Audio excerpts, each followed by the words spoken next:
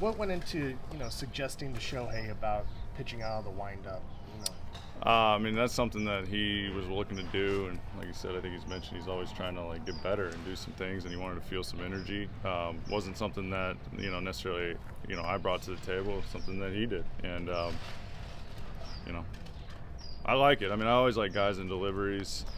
Sometimes you move guys to stretch only to simplify things, but I like when guys have some athleticism and some rhythm in their delivery. I think it helps their timing. And so I think that's what he's messing around with right now. Does that help as well as far as maybe taking some stress off the arm, gaining momentum towards the plate? I think it can help with guys' sequencing and timing that ultimately will take hopefully some stress off an arm.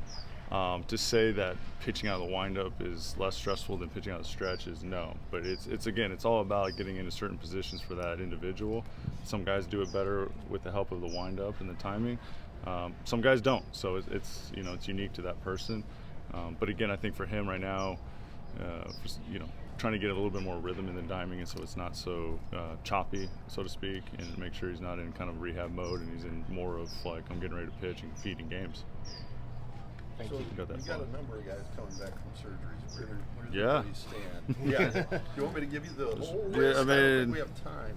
But guys like Gonsolin and May in particular, where do they stand in their progress? How ready are they going to be? I mean, they're progressing almost like every other starter in camp. Like they're, I guess, like a normal guy. Obviously there's with a little bit more of an eye on kind of what they're doing. But Tony was clearly throwing to hitters last year, and got out to face hitters, faced us in the playoff camps and stuff like that. So he's good. He'll continue to build up his starter progression, kind of like every other starter in camp. Same with Dustin. Obviously, he got slowed, but it's something that was completely unrelated to throwing. But he also hasn't pitched a lot in 2 years, so his is a little bit of a different. He has a little bit different variable there. I forget, you made a handful of starts, in that 1 year. But again, he's going to progress. It might be a little bit more conservatively. Probably won't see us jump him, from one, we're not going to see us jump him 30 pitches, type of thing, or, multiple innings. So he's probably going to take a very conservative, step up in his progression. But, pitching today, you'll see him out there on a normal, rotation, take his turn in the next spring training type of thing.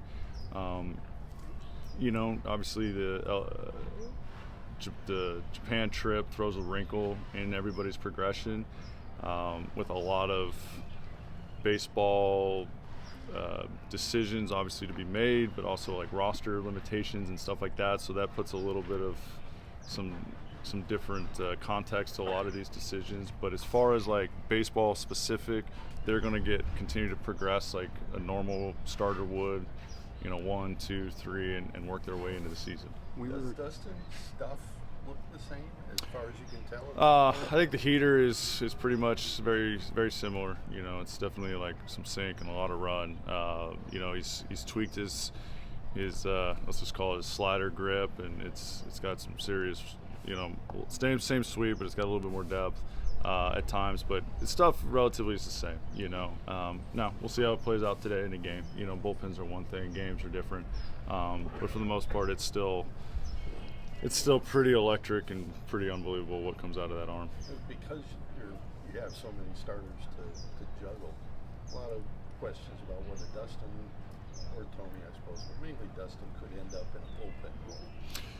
Yeah, I mean, again, right now we're building them up as starters, and then we'll see what happens in the next 3 weeks, and then if we have to pivot and make some different decisions, obviously,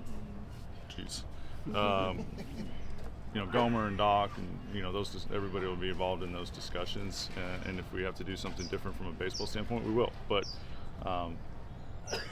as we've unfortunately seen early on, things happen. So you prepare to put everybody in the position that we expect them to be at their best.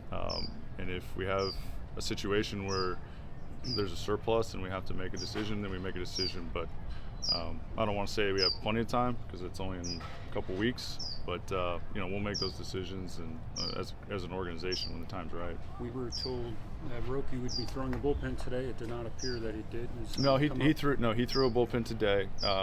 We threw him in a cage and used some and got some technology on him just to kind of get a baseline for him. It's something that we do with all our pitchers all the way through, up and down through the organization. That's the beauty of that big building. So, but he did throw a bullpen and he's preparing to throw Tuesday. It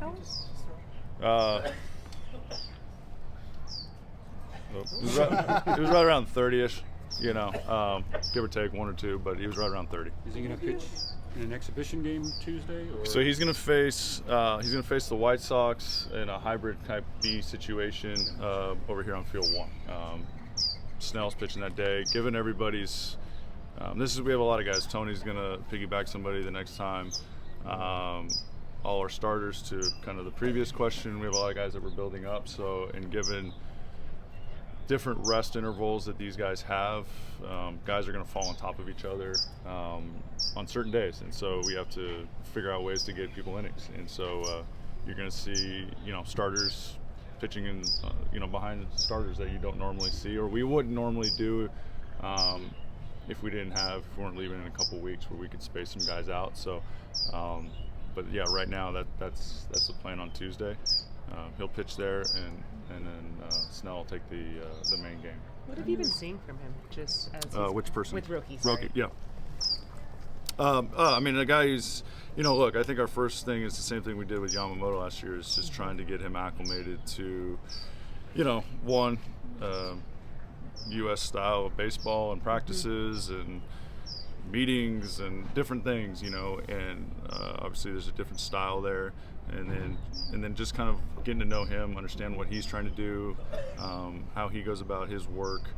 So these first, how long we've been here now, a couple weeks, is really just both of us trying to get to know each other, and then try to progress from there. Get him dialed in, some things that he wants to work on. But he's very curious. I think the one thing has been really cool is him and his teammates. Seeing him interact with his teammates, he's extremely outgoing and having a good time with those. And so ultimately, I think those relationships will pay dividends as the season progresses, because there's going to be ups and downs. Like any baseball player, like the game's hard. But him having those relationships and starting those right now with the guys, I think has been pretty cool.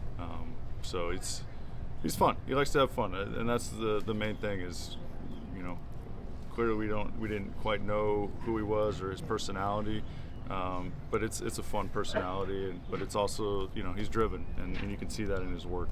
Dave's talked a lot about just with Yoshinobu coming into the season, how he's well ahead than kind of maybe you guys had thought coming in this year.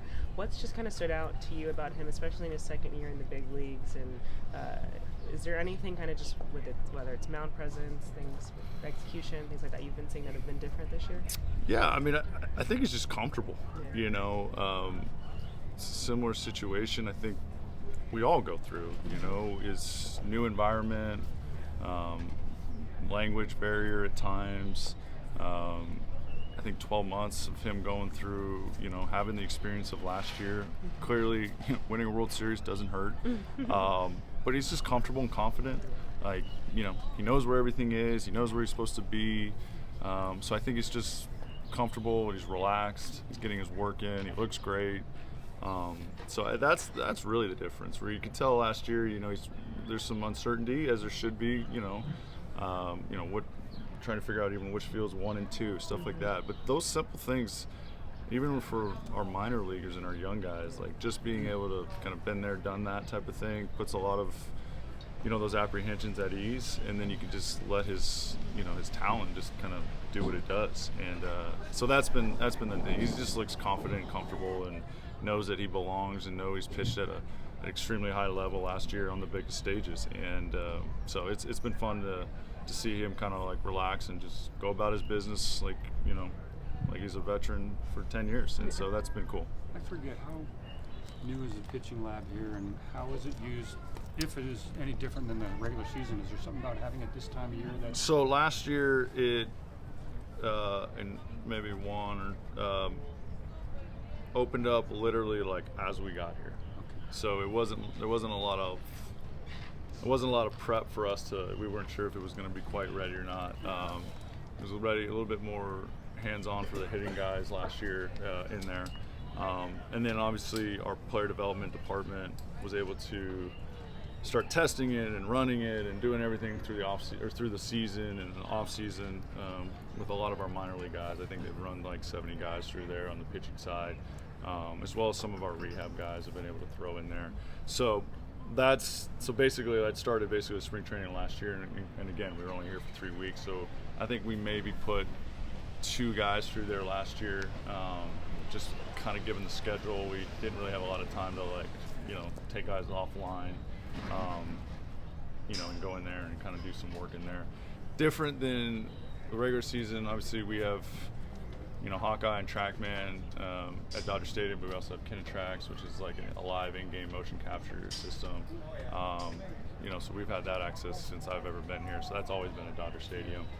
Same thing in there, they got motion capture in there, and so we can, kind of get into the weeds on a lot of that stuff. So trying to use it. I think if I was to be honest, I think probably next year where we'll have a normal spring training, I think we will see more of our big league guys kind of go in there. It's one of those things where you got to have to schedule it out to pull guys kind of out of the normal progression and pull them out there and get some work in, and then you kind of put them back in. And when you got a short camp, it's not as feasible sometimes. How confident are you that this biomechanical tweak that he's making can keep him healthy? He's looked great, and so I'm going with what I'm seeing right now and how he's feeling. He feels great. He's been feeling good really all offseason in his throwing.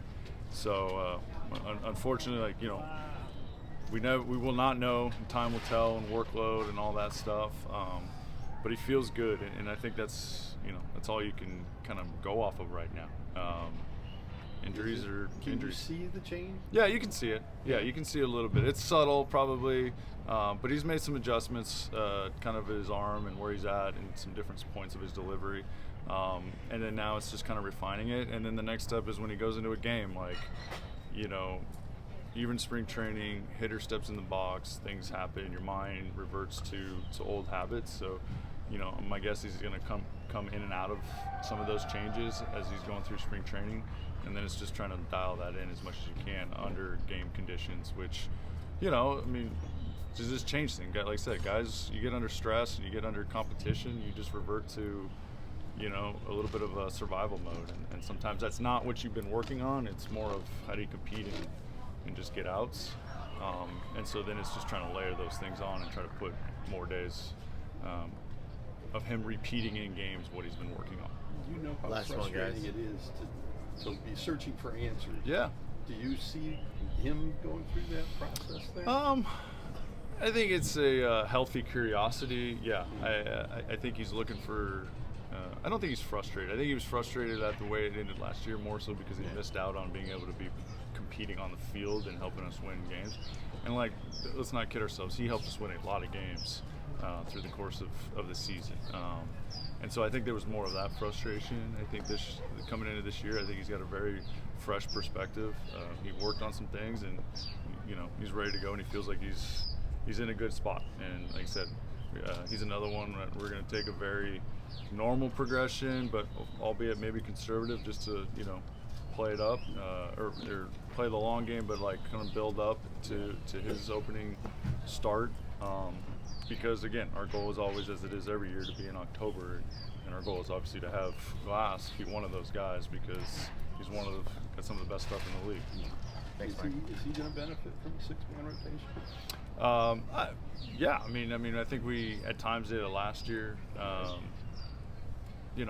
Pros and cons of a 6-man rotation I think are still undetermined. Clearly we will give guys a 6-day rest period because of trying to help guys transition. With that and Shohei coming back, we'll have an influx of guys, and so it ultimately will lead to that. It should benefit him. It should benefit most guys with some rest, but time will tell. And it's one of those things. you know, where I think as an organization, we know how it's best to try, or we feel this is what's best for our guys and our staff and how we're constructed. Thanks, Mike. Thanks, Yep. Mark. Thank you. Mark.